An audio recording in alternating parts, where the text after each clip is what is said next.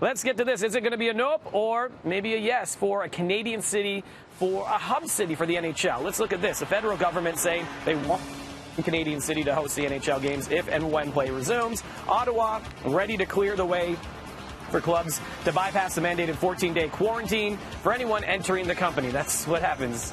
Or country, not company. That's what happens with sports sometimes. A big sticking point for the league, of course. They want Toronto, Edmonton, and Vancouver all been mentioned as possible hub cities and to host these teams. Public health authorities in all three cities have apparently approved the plan as long as players are kept separate from the general public. The league wants to start training camps as of July 10th.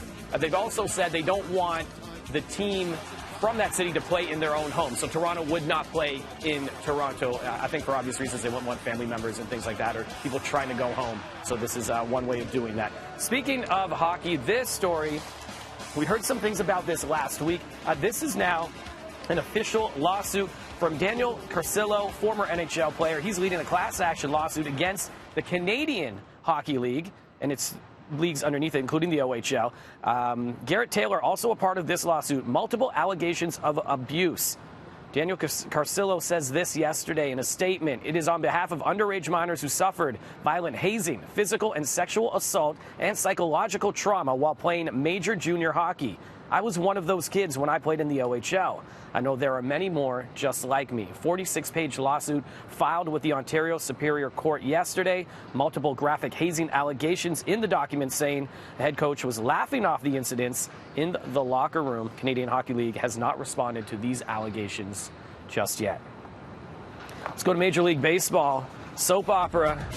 It's, well, let's go. These are the days of our lives. Can we do that soap opera? Let's do that one. It's still dragging on. After some apparent movement this past week, the Players Union, they've come back with a 70-game regular season schedule proposal. The league had said 60 games. There's still a gap of a lot of money for these players, $275 million, and again, 10 games in that gap on what the owners had offered up on Wednesday. Both the Major League Baseball and Union proposing that the league start up on July 19th. And Roger, I don't know how your golf game is, but mine struggles and is not as good as Brianna Paulson's.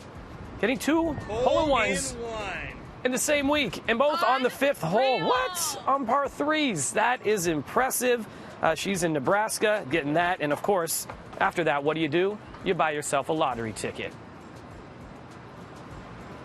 Oh, so Nicole, then we'll ask you. I thought we had Roger with this, but Nicole, you're at a driving range, right? I am. I'm at iRange Toronto this morning, and it's a state-of-the-art facility because it's hands-free, so the golf balls actually pop up from underneath without touching it. It's automated. So it's safe, it's fun, and I'm still working on my golf game. I'm not as good. I'm by no means a pro, but when we come back, we're definitely going to get shooting some balls. More BT when we come back right after the break.